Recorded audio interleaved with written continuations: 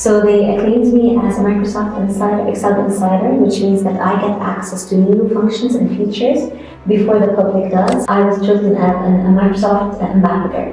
We went and we talked to a lot of consulting firms. Okay. So I'm talking about PwC, somebody from the Boston Consulting, BCG. We talked with somebody from Bain, from everywhere you could think of. And we asked them one by one, like we did a sort of a qualitative research. Like, what is the best skill that you can, that you would recommend students mastering?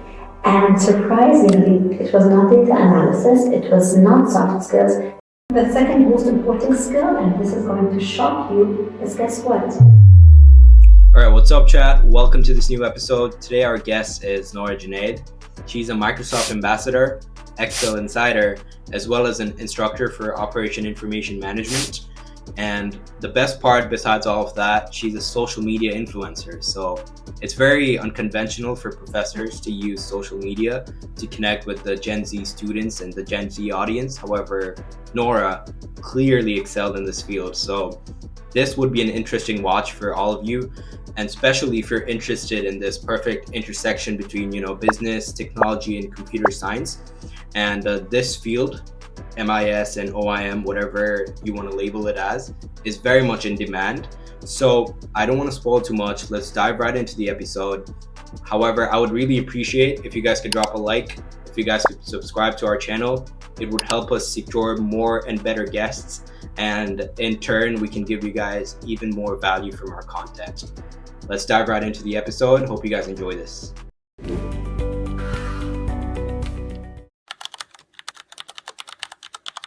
All right, Nora, welcome to the show. How are you doing? I'm good, thank you for having me. How's classes and everything going? Crazy. It's Well, that time of the semester. It's that time of the, oh yeah, final season's coming up very soon. Well, I know you as my professor for OIM 210, but before we go into that, let's just do a quick introduction of who you are, your study, your educational background, and what made you end up at UMass and teaching OIM in specific.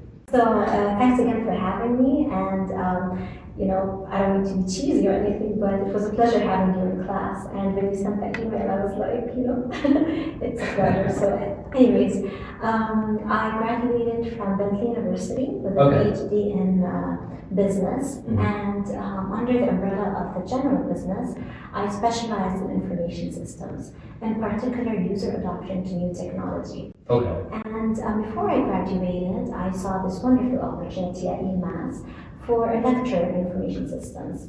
And I wasn't really sure about it, but I said, I thought to myself that UMass is an amazing place to be at, and I'm going to just, check out if I have a chance or not. Yeah. I applied, I was called for an interview, and I was surprised because I didn't have my PhD yet.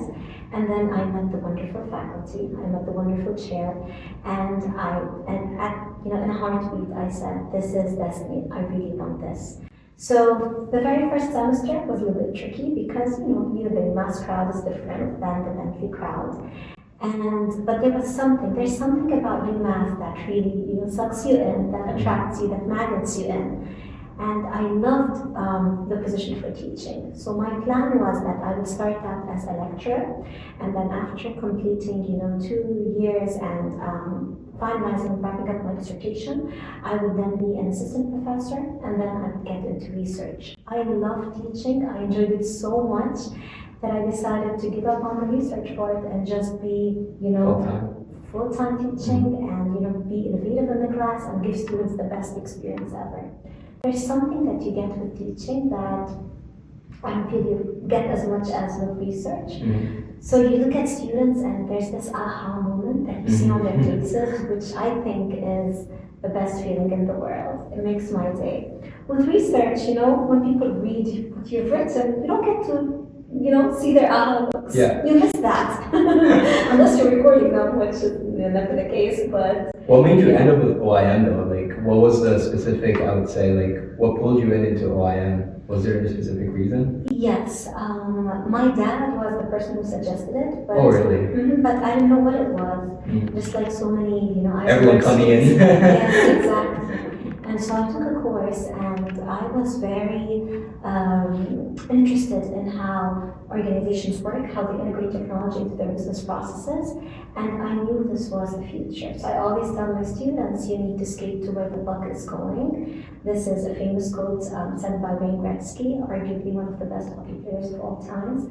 And in one interview, they were asking him, how come you always, score, and what's the secret behind you winning all those games? And he said, I always skate to where the puck is going. If you translate this into business and OIM 210 language, this really means that you should look at the long term, where things are going rather than where they are at the moment. So I thought this was the future, and my intuition was right. And So do you think students coming in, if they are interested in OIM, should they have a very strong foundation in technical skills like Python, coding, or whatever? Not at Or is it all like it's based upon their interests they can learn as they are in college? 100%. Okay. I only feel that they should have the interest, the drive, and the love for understanding how technology is integrated into work processes, and that's it, because the program at Eisenberg for OIM 210 teaches them everything from 0 to hero. So we expect students to come in with zero Excel knowledge, we teach them Excel. We expect them to come with zero Python knowledge, and we help them grow. So all they need is, again, that passion, and that's it. Cool. We talked about Excel. You just mentioned Excel, and I know you are very famous in Eisenberg for running Excel Ninja. I've seen professors or maybe teachers who are teaching in very conventional ways, but the style that you integrate in your classes, using social media, using all the new, you have your own app, if I'm not wrong. Yes. All of that, it was very different. So how did you come up with the whole plan? What was your strategy for this? So basically, what I was trying to do, and tying this to my love for teaching, I wanted to relate to as many students as I can. And I realized that when we are lecturing, students might be paying attention, they might not, or not only that, they don't really retain the information because they study it for a certain period of time, they get tested on it, and that's it. But have you ever forgotten a cute meme that you've seen on Instagram? Have you ever gotten over a nice video on YouTube? We share it, we post it, we talk about it, and I was thinking that if social media platforms are that effective in our everyday life, then why don't we integrate them into what students are learning? So the idea behind actually the app, I was looking for ways to make students more engaged, and when I was looking up methods, I learned that apps are really in, they're really popular, they're they're really effective nowadays. Everybody has apps. The numbers for app downloads is insane. There are more than 2.2 million apps within the App Store, so everything has an app. So I went ahead and created the app. But then it clashed with the LMS because it had redundant information that could be found on Moodle back then. Yeah, that's true. Yeah. So I was like, we need something more effective. So More direct. Exactly, more direct. So looking up the best or like the most popular social media platforms, I found that Instagram reaches the widest audience. And not only that, it reaches a more diverse age category than others. For example, TikTok is more targeted for users between the age of 18 and 24, while Facebook is targeted to ages of 35 and above. Okay. Instagram was the only platform that would cover many different age ranges. Interesting. Exactly. I didn't know that. So after a lot of research, I found that Instagram was the way to go. And by the way, after establishing my Excel account, a lot of students asked me, why not TikTok? Yeah. Because of These are the reasons. Wow. And I started posting videos of my TAs doing certain tricks with Excel to reinforce the concepts, to refresh students' memories about what we've learned in class, and adding a lot of hacks and shortcuts. So the main thing was that I was looking to create short, digestible videos that are not boring, because according to research, Gen Z's attention span is only 8 seconds. It used to be 8 seconds? Wow. Isn't that so? That's insane, crazy. right? Yeah. So it used to be 13, now it decreased to 8. That was like Wow. short and fast, short and fast. a lot of people were asking me, why don't you be the one who does the shortcuts? But this account is not about me. It's about students relating to others, because when students see the instructor doing something, then they have this, preconception of, she practiced, or She's she probably studied doing it this, she's for- probably doing yeah, it exactly, or right. she's a pro at this, of Yeah. course she's gonna get it right. But when they see a fellow student, or a classmate, or a colleague doing something, they're going to be more encouraged to do it and try it out. Wow. And then one day, we posted a reel, and it was not our best reel. It was actually just a reel that we thought would be fun. Mm-hmm. I go take a nap, I wake up, and I look at my phone, it exploded. Wow. 7 million. How long ago was this? Last year, less Oh, than a year ago. So you started in a year? No, we started in 2021, right after Okay, COVID. but the consistency, The consistency, keeping going, posting and posting. so it wasn't an overnight success. Of course not. Yeah. And when I looked it up, because we had, for this one viral post, we had 7 million views. Wow, So 7 million views is like that's a lot. a big number. So when I looked it up, according to what the internet said, is that when you are consistent in posting and when you have a lot of engagement from different places, Instagram rewards you and pushes your content to go viral. So thank you, Instagram, for the reward. We loved it. You think this strategy helped you in a way? Like, let's say with your teaching, or like, it's in one way or another, the strategy of like integrating social media. What would you say for other like teachers, professors? Do you think this is like the way teaching of the future, like the teaching method of the future? I mean, if you do not go down on your knees and look eye to eye with the students, you're not going to get into their minds. They're not going to understand what you're saying. I mean, I can say things in 7 to 8 different ways in class, but I always look for a way where students can understand me. Having the success with Excel Ninja was perfect, because the main message in my course is how to integrate technology into work processes. So it was perfect to show them how you can actually integrate social media into delivering messages.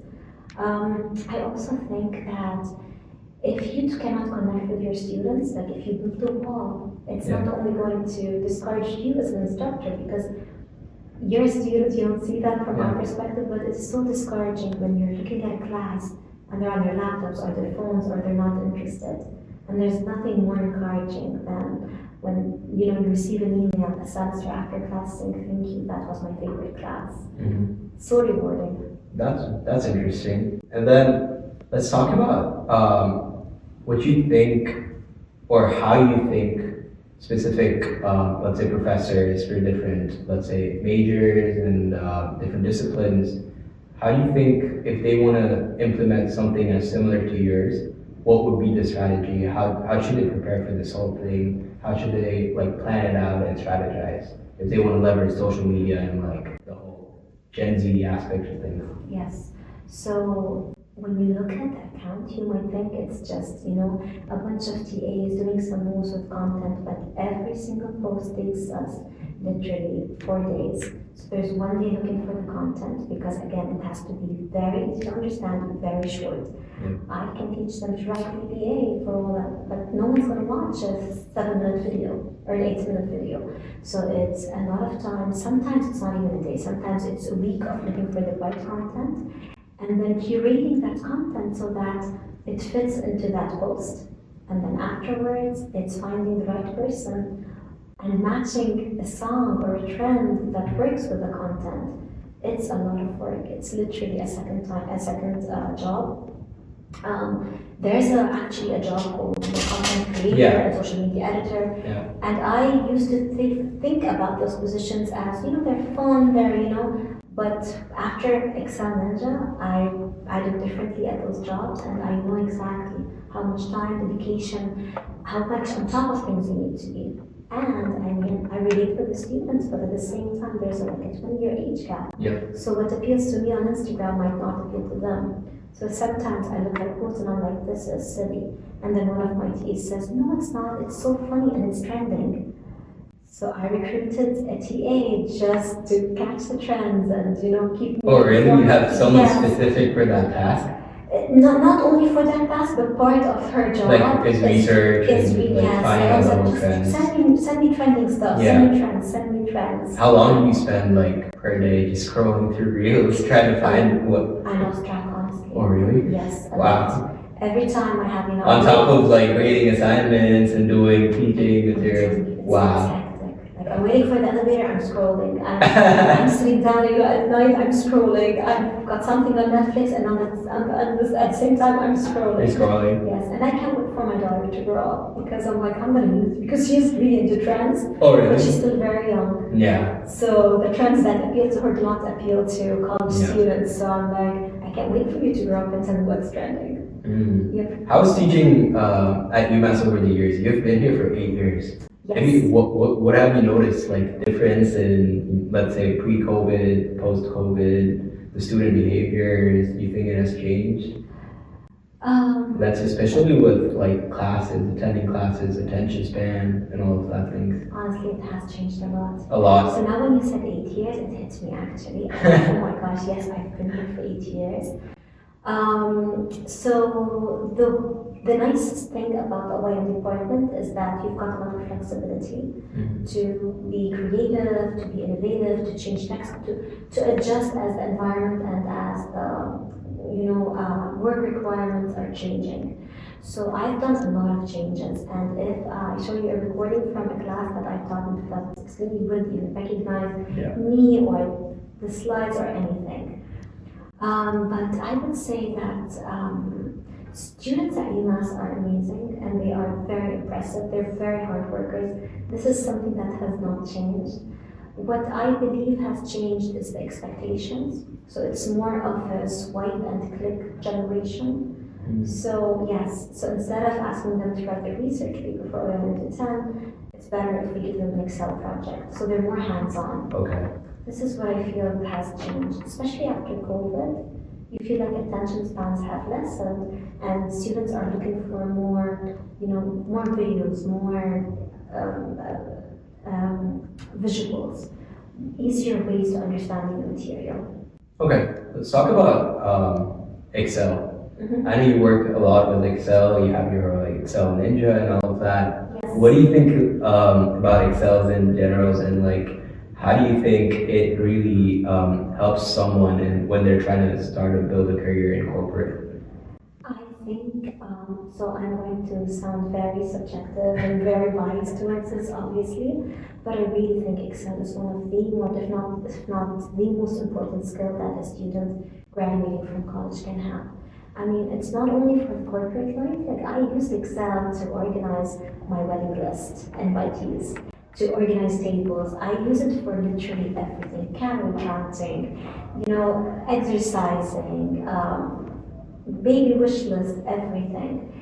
I've seen those trends, and they're actually funny, and I relate to them, and I even actually hosted Davis Clark. Oh yeah. Yes, he was a guest We've seen lecturer. He was a guest lecturer just last year, I guess, last spring actually. It's been less than a year. I know you hear those things about, you don't need to learn Excel, you're going to push, but really, because if you don't know Excel, then you don't know how to do the basics with your data. And if you don't know how to basically just clean up your data and derive simple analyses from your data, then, what are you doing? And now with Copilot, it's even going to become easier to use. What is Copilot? Copilot is AI mixed with Excel. So it's like mixing ChatGPT with Excel in very simple terms. So you don't have to run the Excel functions anymore. It just has it all You for just you. ask Excel, can Oh, you wow. generate a formula that multiplies quantity by price? They'll give it to you. You don't even have to copy and paste. You just add Automatically. a column. Yes. Wow. Yeah. That's interesting. What do you think about going into, when someone is starting their jobs and let's say you graduate from OIM and you graduate, so for the viewers, OIM at Heisenberg stands for Operation Information Management, which in many different universities I think also stands or is labeled as MIC. MIS. MIS, something like that. So OIM in general, let's say you start off, you usually look for jobs in data analytic roles, if I'm not wrong. Yes. But what do you think are some of the foundational skills that whole OIM program helps you build that can maybe help you dive into other career fields?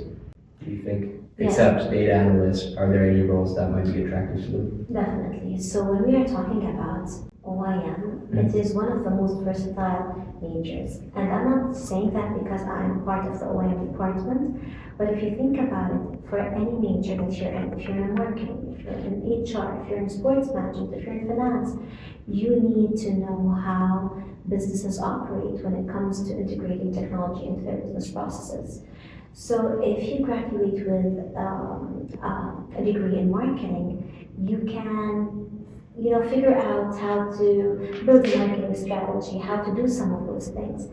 But unless you have the OIM component, unless you know how social media works, unless you know how crunching in numbers can help you make more informed decisions, unless you know how a supply chain is managed, you're not going to really excel at what you do. So for me, I feel like OIM should be part of every single major, and it should be integrated as at least a minor within every major, because this is where the future is. This is where currently we are, this is where the future is. Yeah. And there's no way you can excel in anything without integrating technology.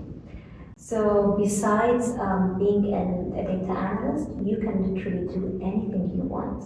So if you're interested in marketing and you're an OIM major, if you take an elective in marketing, you will have a sense and you will have an idea of what you need to do. But it doesn't work in reverse. So if you are in marketing but you don't have data analysis skills, then you're not integrated. Exactly. Yeah.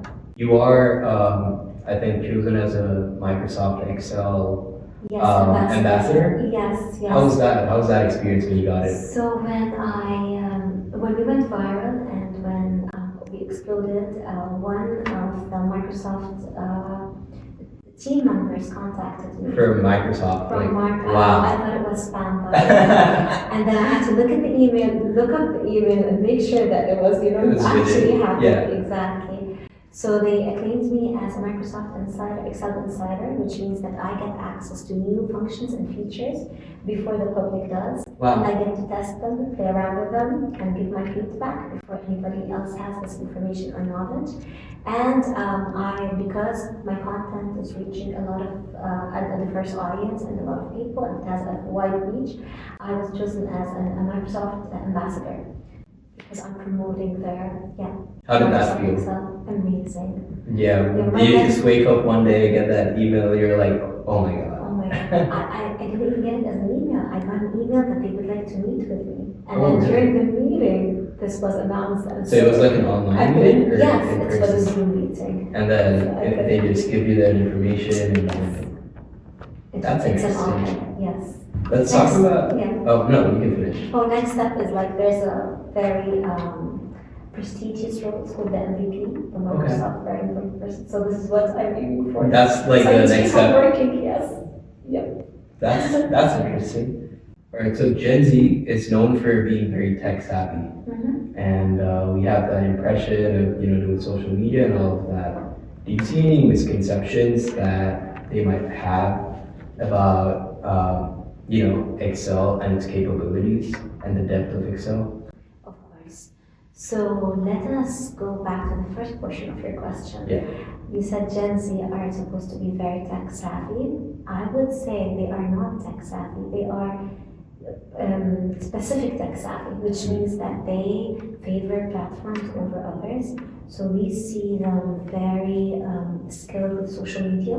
We see them very skilled with video editing, stuff like that. But less skilled when it comes to programming, less skilled when it comes to writing code, less skilled when it comes to breaking down problems. So we view them as tech savvy because when we were their age, when we were 18, we could barely use a phone. But now we're handing phones to 2 and 3-year-olds. So by the time they're 18, again, it's the swipe and click generation. Yeah. They look like that. A lot of times I walk into class and I ask them, who knows Excel? And I get at least 60 hands up in the air. So who knows how to create a table? The hands go down. Who knows how to do conditional formatting? No. Goes So yes, so honestly I wouldn't say they are tech savvy as much as they are probably exposed to tech and know what tech is, but there's still a lot that they need to learn, and I think Eisenberg is giving them a lot to learn. Whether it's Excel, Tableau, SQL, all of these skills, these are the things that they need, and they come to Eisenberg with no knowledge about that. And then what do you think, let's say some of our audience might not be from Eisenberg, right? Mhm. And then they might graduate and then they might get into a corporate world. Mhm. And now they're maybe in college, they haven't learned Excel as much as they have that opportunity at Eisenberg or something Yes. like that. But Yeah.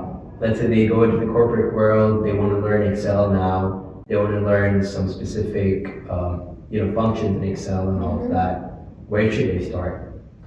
So honestly, the internet is the biggest resource of free examples and free tutorials. If you just go on YouTube and go to one of the channels, I mean, Excel Ninja has a YouTube channel and Okay. teaches you Excel from zero to hero. If you just follow, people who've got good Excel skills, you would learn something, but there's nothing like practice. Yeah. So if you learn a skill and you don't repeat it or you don't do it over and over again, you're going to lose it. The resources are abundant. The Microsoft Office website itself Mhm. is very rich. You can also buy, starter books, starter packs, but you don't even have to spend money to learn. I mean, It's all for free. it's all for free. So there's Excel Campus, there's Excel Ninja, a lot of resources. And I think that this generation is very lucky in that regard because they can get their hands on a lot of things through LinkedIn Learning, YouTube, and all of Mhm, that, yeah. all for free. All you have to have, again, is the passion and the will, and there's nothing that you can't learn. I mean, I'm not going to tell you that I learned all the Excel skills that I use today back in college because they're obsolete, and there are so many functions that come up every day. Exactly. So, yes. I was going to ask about that because there's technology is so ever evolving, right? Yes. It's always changing. There's always new things coming up. How do you specifically stay motivated or to keep on learning these new stuff every single time that they're out? So it's very, I wouldn't say discouraging, I would say it's very overwhelming. Yeah. They say that keeping up with technology is like drinking from a fire hose. It is definitely the case. Just think about when ChatGPT was introduced. It was less than a year ago. Today, students are writing emails using ChatGPT. They're creating, answers for, VBA code. They're computing Excel assignments using VBA. And this has all, it's gone from nothing to everything in less than a year. And it's very challenging. Sometimes I wish I was, an accounting professor and a working professor, a finance professor, because the You concepts don't are have to know concepts. more. Yeah. No, they don't change. Yeah. But it's every the time, foundation strong. every time I have to teach something, I have to go back to the slides the night before and make sure that it is all updated. And let me tell you something. I wouldn't even say 1% of my slides stay the same. There's For each always- semester or even each day? Every single class, every Wow. single lecture. It keeps on changing. I'm going to give you an example. I was teaching a chapter about Amazon last week. And guess what? Everything has changed. The revenues, everything. So Yeah. I had to go in and update all of that. The way that they used to use Alexa, the Kiva robots, and even, their supply chain parts of their Yeah. supply chain has changed. Change. Yeah. So there's no way I can keep the same slide. So yes, it is overwhelming, but at the same time, it kind of keeps you on your toes, which is something that I really like. There's never a dull moment. And people ask me, how do you feel teaching the course for 8 years in a row? I'm like, it feels different every single day. There's not a semester that goes by where I teach the exact same thing. It's always something different. So maybe that adds a little bit of fun to my Yeah. teaching. Fun to your teaching Yes. experience. I know you're also part of the consulting club, if I'm not wrong, on Yes. campus. Uh-huh. Consulting is a very, I would say, lucrative field for nowadays. If I talk with my friends, everyone wants to go into consulting. Mm-hmm. Do you think out of college we have that sort of skill to consult clients? Like, So this is why the consulting club was actually created. Okay. Consulting is a very prestigious and sought after field or domain because everybody thinks that you just travel, you get big. Everyone thinks of the perks, like Exactly. 6-figure pay, Exactly. travel. And people get to follow what you say and Yeah. give your opinion, nobody questions you, but there's so much more to consulting than that. It's a skill that you have to acquire. You have to have, good behavioral skills. You have to, is it called behavioral skills maybe? No, I think it's like soft skills. Exactly. Something like that. Yeah. So you have to have amazing soft skills Yeah. because you have to have a lot of, psychology in the way that you deliver messages. Because if you try to tell a 65-year-old accountant what to do, when he is only going to Wouldn't accept it in the right way. Right. College graduate telling me what to do with my company. They would just shut you off. Yeah. So you should have the personality, the skills, the way of communication, plus a good sense of direction, like how to analyze things. You have to be knowledgeable in the field. You have to study the competition. So it is not as easy as, well, yeah, you know what, I think I can create a dashboard and tell this company what to do. Yeah. It never works like that. It's a huge responsibility and it's a very heavy load. It's not only about traveling and dining at the finest places. I don't think there's any school that has a consulting major. Exactly. So Yeah. there's nothing that's going to tell you, yes, you're going to get out of here, you're going to be a consultant. But I do believe that we can give students some skills that will help them. So at Eisenberg, there's the IUCG, Yep. which is an amazing, very prestigious and Student run club. Yeah. amazing student run Yeah. club. Actually, I'm very good friends with the current president, Nora Junaid, and he was a TA, and of course he's one of the most outstanding students at Eisenberg. And the thing with this club is that they are very selective in who they accept to the club. Yeah. So not all of the students get an equal opportunity to learn consulting. So we thought that we need to create a consulting group to make sure that everybody at Eisenberg has an equal opportunity and an equal chance of learning those consulting skills. And this is what we're trying to do. So not everybody who joins this club might end up in a consulting position, but at least we're going to be giving them the skills. And then what do you think, like, let's say, give us some advice if they're trying to go into the consulting field. Is it important to have good presentation skills, or is it important to have certain technical skills, you would say? What do you think, or maybe a balance of both, what do you think from your perspective, from what you've seen in the industry, outside, inside, what are some of the advices you would suggest to the Gen Z or whatever? Yes, so with me and Michael Blomfield, the co-director for the consulting group, when we were trying to build a curriculum for the club, for the club of the group, we went and we talked to a lot of consulting firms. Okay. So I'm talking about PwC, somebody from the Boston Consulting, BCG, we talked with somebody from Bain, from everywhere you could think of. And we asked them one by one, like we did a sort of a qualitative research, like what is the best skill that you can, that you would recommend students mastering. And surprisingly, it was not data analysis, it was not soft skills, it was presentation skills. And they said that they see a lot of students with great potential, but when the time comes for them to craft a PowerPoint or link an Excel table, link data to show it on a PowerPoint, that is where they struggle. So the slides are obviously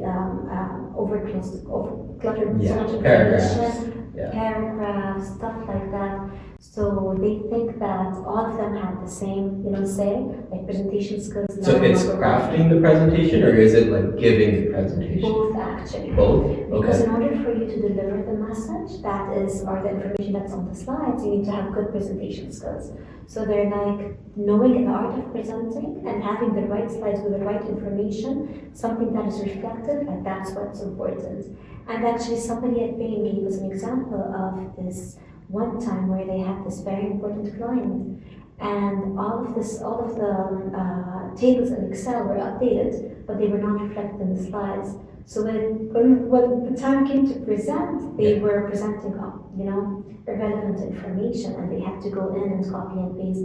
So just creating a link between Excel and PowerPoint, which is, very basic in Microsoft Office, like that alone is amazing. The second best skill, the second most important skill, and this is going to shock you, is guess what? Using Microsoft Outlook.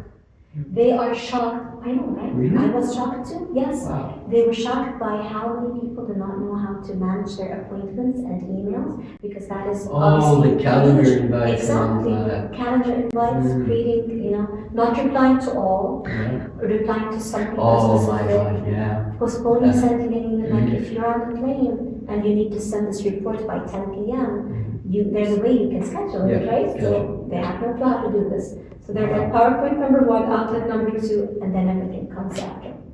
I was shocked. That's actually super interesting. I better do that. Me neither. Wow. And I said, isn't it, your soft skills? And I was all about like, what about Excel? And he's like, yes. If they don't know it, they'll learn it. But these are the things that really matter in the consulting field. All right, so we're coming towards the end of the show, but let's just end it off with talking about the future. What do you think the future holds for OIM in specific, but also with the integration of AI coming in, ChatGPT and all of that? Do you think, a very important question that students have nowadays is, will AI replace us in the workforce? Yeah. What are your thoughts? What do you think? So funny enough, we as instructors are also asking the question, will AI replace our jobs as teachers? As teachers? Yes, because today, if you can use Copilot in Microsoft Office in order to automate tasks, in order to write formulas, in order to create tables, do you know that if you go to ChatGPT version 4.0 and you show it the end result of a table and you give it the data, it'll tell you step by step how to get to that table. It will tell you exactly what comments to add, what formulas to input, and everything you need to do to get to that last output. So in my assignments that I create, I always have something at the end that says, this is what your work should look like. So now I'm debating whether I should keep that image or remove it.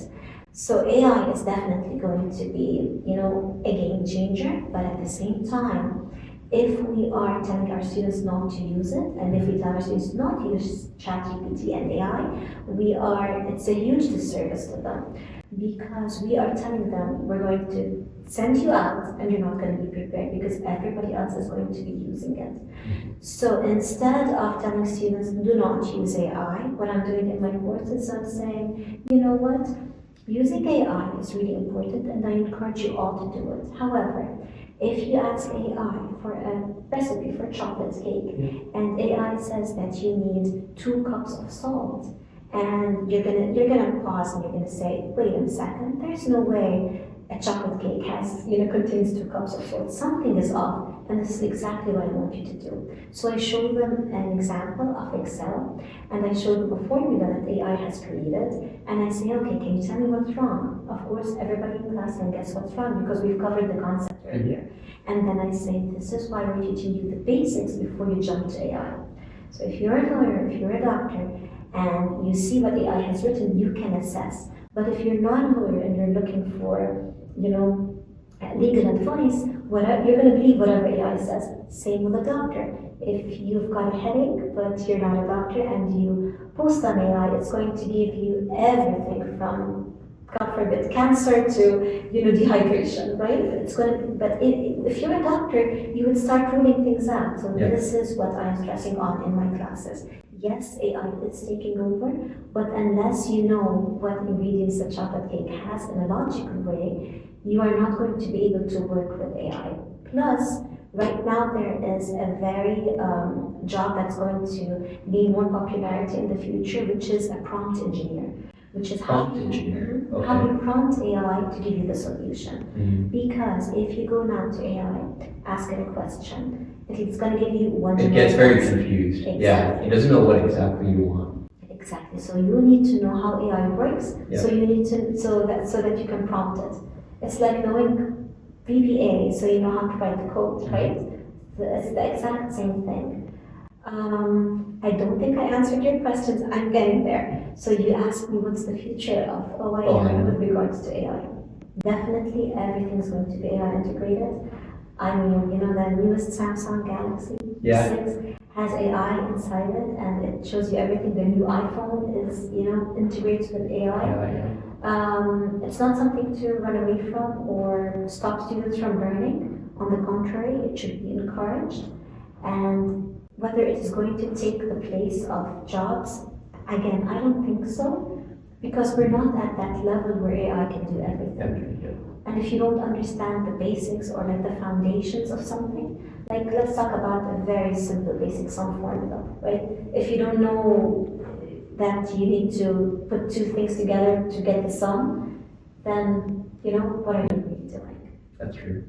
So this is like right now the key. Understand the basics and let AI help you. Yeah, it's more like an assistant to helping you achieve whatever you're trying. Exactly.